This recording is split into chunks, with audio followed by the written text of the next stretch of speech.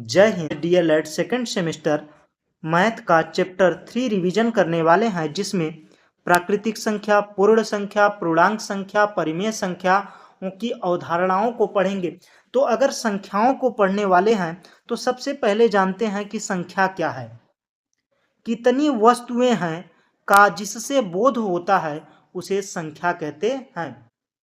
कोई वस्तु कितनी है जिससे बोध होता है वो क्या है, संख्या है। जैसे मैंने दो लाइन खींचा और इसको मैंने कहा दो लाइन, तो दो क्या है, ये क्या है, जो संख्या वस्तुओं की बारे में बता रहा है कि वस्तु कितनी है वो क्या है, संख्या है। संख्यांक क्या है, संख्याओं को जिन प्रतीकों द्वारा व्यक्त किया जाता है उसे संख्यांक कहते हैं। संख्यांक उसे कहते हैं, संख्यांक का मतलब है प्रतीक, चिन्ह जिससे प्रदर्शित किया जाता है। तो उदाहरण में 204 क्या है, संख्या है, और ये 204 जो लिखा गया है ये क्या है, संख्यांक है। वैसे 550 क्या है, संख्या है, और ये जो 550 प्रतीकों में लिखा गया है ये क्या है, संख्यांक है। प्रतीक, प्रतीक का मतलब है, प्रतीक में क्या है, चिन्ह है, और संख्यांक में क्या है, संख्यांक में क है। लास्ट में अगर क है तो क का मतलब प्रतीक, मतलब प्रतीक से समझिए कि मतलब संख्यांक का मतलब है प्रतीक। बात इतनी है। अब जानते हैं कि संख्या रेखा क्या है। ऐसी रेखा जो दोनों तरफ अपरिमित बढ़ाई जाए, अपरिमित होती है तथा अनंत तक दोनों तरफ निरंतर चलती रहती है, उसे क्या कहते हैं, संख्या रेखा कहते हैं।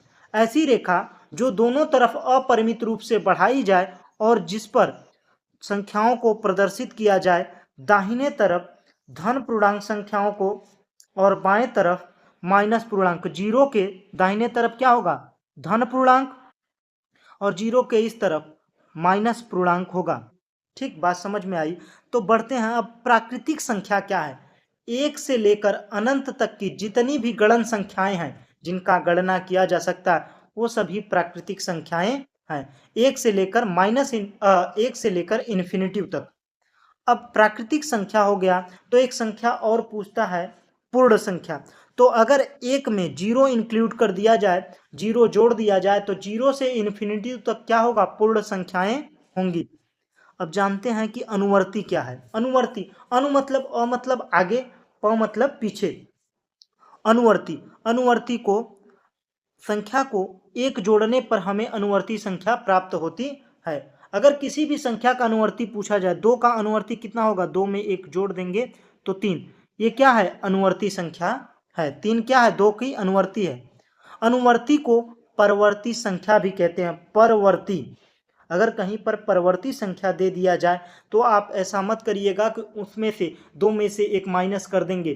परवर्ती का मतलब है, परवर्ती का मतलब है अनुवर्ती, मतलब दो प्लस एक बराबर तीन, ये क्या है, परवर्ती संख्या है। पूर्ववर्ती, पूर्व का मतलब है, पूर्व से मतलब समझिए पीछे।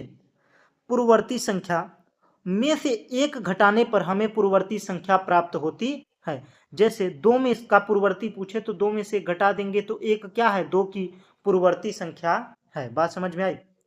एक की कोई पूर्ववर्ती संख्या नहीं होती है। एक की क्या, कोई भी पूर्ववर्ती संख्या नहीं होती है।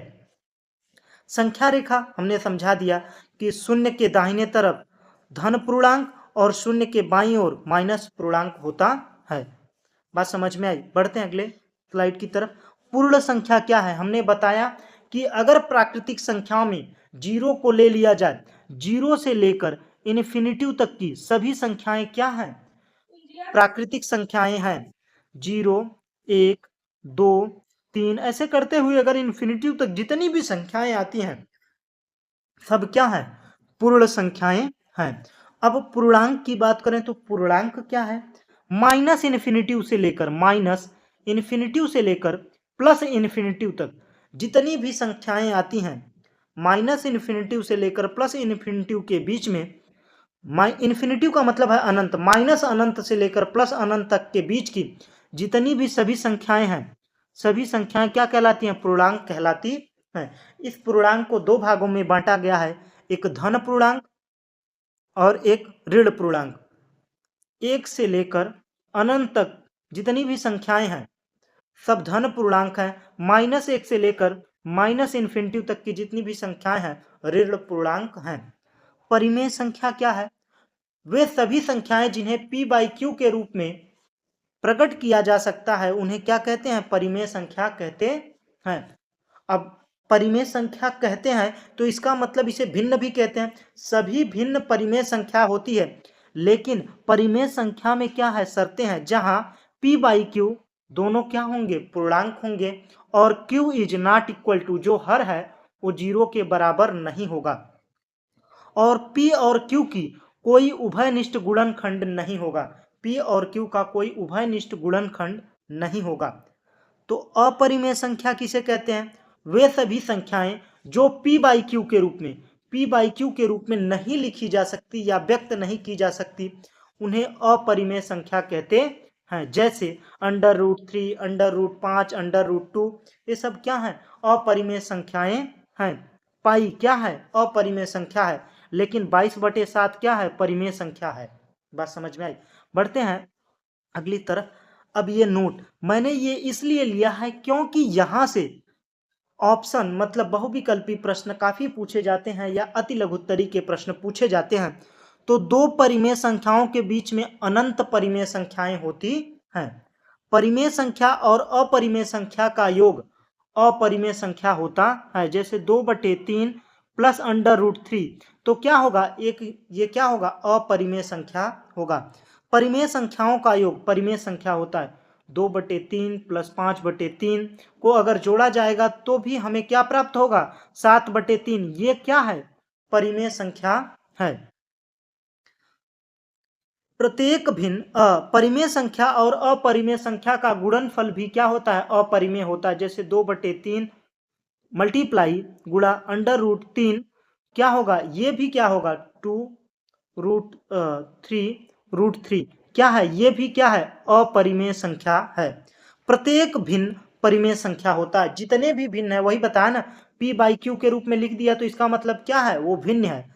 प्रत्येक पूर्णांक एक परिमेय संख्या होता है, क्योंकि पूर्णांक क्या है? 2 क्या है? परिमेय संख्या है, क्योंकि 2/1 होता है। 1 क्या है? 0 के बराबर नहीं है, इसलिए 2 क्या है? एक परिमेय संख्या है। बात समझ में आई? इतनी बातें याद रखिएगा। अब प्रश्नों की तरफ बढ़ते हैं, प्रश्नों से हल करते हैं कि कौन सी संख्या क्या है, इसके बारे में भी जानेंगे और अपने डाउट को भी क्लियर करेंगे। तो एक क्या है? एक क्या है बताइए? प्राकृतिक संख्या है, अपरिमेय संख्या है, अभाज्य संख्या है, और इनमें से कोई नहीं। आपको बता दें, एक न तो अभाज्य है और न ही भाज्य है। परिमेय अपरिमेय संख्या, प्राकृतिक संख्या, एक से लेकर अनंत तक की जितनी भी संख्याएं हैं वो क्या है? प्राकृतिक संख्या है। तो ऑप्शन ए सही होगा। बढ़ते हैं अगले प्रश्न की तरफ। शून्य केवल है एक। शून्य क्या है? पूर्णांक है, अपूर्णांक है, परिमेय संख्या है, अपरिमेय संख्या है। अब बताइए शून्य क्या है? शून्य पूर्णांक है। मैंने क्यों बताया? माइनस इन्फिनिटिव से लेकर प्लस इन्फिनिटिव के बीच में जितनी भी संख्याएं आती है, -2, -1, 0, 1, तो शून्य क्या है? एक पूर्णांक है। ऑप्शन ए सही होगा। बढ़ते हैं अगले प्रश्न की तरफ। प्राकृतिक संख्या क्या है? प्राकृतिक संख्या एक से लेकर अनंत तक की जितनी भी संख्याएं आती हैं सब क्या है? गणन संख्याएं। क्या? गणन संख्याएं। मैंने परिभाषा में लिखा है जिनकी गणना की जा सके, वो क्या है? प्राकृतिक संख्याएं। ये 2/3 क्या है? 2/3 क्या है बताइए? ये परिमेय संख्या है।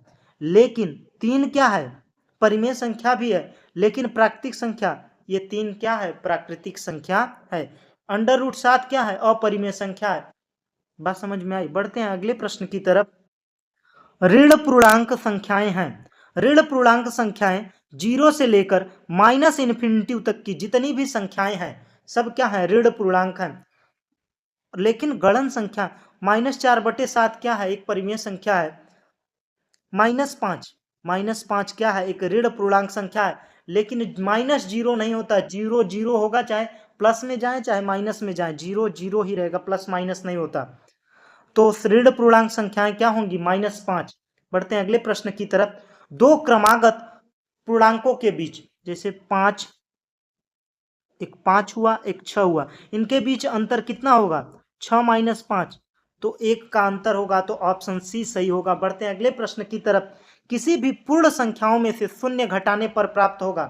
किसी भी पूर्ण संख्या में से, जैसे कोई भी संख्या हुई, जैसे कोई भी संख्या हुई, 3 हुआ, 4 हुआ, 5 हुआ, उसमें से अगर शून्य घटाया जाएगा, अगर शून्य घटाया जाएगा, अगर 5 में से शून्य घटाएंगे तो हमें 5 ही प्राप्त होगा। तो क्या होगा, वही संख्या प्राप्त होगी। ऑप्शन सी सही होगा। बढ़ते हैं अगले प्रश्न की तरफ। अपरिमेय संख्या है, तो अपरिमेय संख्या क्या है? √2, 2 के पावर 2, 5/7, ये सभी। तो परिमेय संख्या, अपरिमेय संख्या अंडर रूट में जितनी भी संख्याएं होती हैं, जैसे √4 का मान तो 2 हो गया, तो 2 क्या है? एक परिमेय संख्या है। जो दशमलव में आए, जिन संख्याओं का मान दशमलव में आता है, वो अपरिमेय संख्या होती है, जो p/q के रूप में न लिखी जाए। अब 2/1 मैंने बताया ना, जितने भी पूर्णांक होते हैं 3, 5, 7, अगर उनके बटे में क्या होता है? 1 होता है, तो सभी पूर्णांक क्या होते हैं? एक परिमेय संख्या होते हैं। लेकिन पूछा अपरिमेय है, तो √2 क्या है? अपरिमेय संख्या है। बढ़ते हैं अगले प्रश्न की। 3 अंकों की सबसे छोटी संख्या जिसके अंकों को विपरीत क्रम में लिखने पर भी अंतर नहीं पड़ता है, वह संख्या है। 3 अंकों की सबसे छोटी संख्या, इनमें से सबसे छोटी क्या है? 999 बहुत बड़ी है, 909 बड़ा है। दो संख्याएं छोटी हैं। अगर 100 को इस प्रकार से लिखेंगे तो अंतर पड़ेगा। कह रहा विपरीत क्रम में लिखने पर अंतर नहीं पड़ता। अगर 101 को चाहे इस तरीके से लिखें, चाहे 101 को फिर ऐसे लिख दें, इसमें अगर इनके क्रम को बदल भी देंगे फिर भी इनमें कोई फर्क नहीं पड़ने वाला है। तो ऑप्शन सी सही होगा। बढ़ते हैं अगले प्रश्न की ओर। पूर्ण संख्याओं का योग का तत्समक अवयव होगा। तत्समक अवयव का मतलब है कि उसका विपरीत। जैसे 2 का तत्समक अवयव होगा -2, तो पूर्ण संख्याओं के योग का तत्समक अवयव क्या होगा? 0 होगा। और 2 में -2 जोड़ेंगे तो क्या होगा? 0 होगा। बात समझ में आए? बढ़ते हैं अगले प्रश्न की ओर। तो 99,999 की पूर्ववर्ती, पूर्ववर्ती मतलब पीछे, पूर्व मतलब पीछे, पूर्व से याद रखें। और अगर यही परवर्ती देता, परवर्ती, परवर्ती संख्या बताइए, 99,999 की परवर्ती संख्या आप लोग कमेंट करके बताइएगा। और हम इसका बताते हैं। पूर्ववर्ती पूछा है तो इसमें से एक घटा देंगे तो कितना बचेगा? 9,998, 99,998, ये क्या है? पूर्ववर्ती संख्या है। बात क्लियर हुई? बढ़ते हैं अगले प्रश्न की तरफ। तो अगला प्रश्न है, परिमेय संख्या -19, -23 के अंश को धनात्मक रूप में बदलना है। तो अगर इसको धनात्मक में बदलना है तो -19, -23 दोनों में अगर -1/-1 का मल्टीप्लाई कर देंगे तो क्या होगा? 19/23 हो जाएगा। अंशों को धनात्मक रूप में बदल दिया। मैं क्यों कह रहा हूं? क्योंकि -1, जैसे -1, -1 को काट देंगे तो क्या बचेगा? 1 बचेगा। और 1 क्या है? अगर किसी भी संख्या में 1 का मल्टीप्लाई करेंगे तो वही संख्या होगा। तो इसने कहा केवल धनात्मक रूप में बदलना है, तो इस प्रकार से आप धनात्मक रूप में बदल सकते हैं। बढ़ते हैं अगले प्रश्न की तरफ। 3/4 को संख्या रेखा पर प्रदर्शित कीजिए। तो संख्या रेखा किसे कहते हैं? ऐसी रेखा जो दोनों तरफ अपरिमित रूप से बढ़ाई जा सके। शून्य के दाहिने तरफ धन पूर्णांक संख्या और शून्य के बाईं तरफ ऋण पूर्णांक संख्या। तो कह रहा है 3/4। तो 3/4 का मतलब है 1/3, 1/4, 2/4, 3/4 और 4/4। तो 4/4 का मतलब है 1। तो ये संख्या जो होगी वो 1 के अंदर आएगी। तो अगर इसको हम 4 भागों में बांट दें, 1 भाग, 2 भाग, 3 भाग, 4 भाग, तो 3/4 जो पूछा है तो ये कौन सी संख्या होगी? 1/4,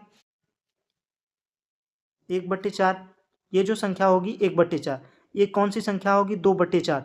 ये कौन सी संख्या होगी? 3/4। तो 3/4 पूछा है तो यहाँ पर 3/4 को प्रदर्शित कर देंगे और 4/4 इस प्रकार से आप इसको प्रदर्शित कर सकते हैं।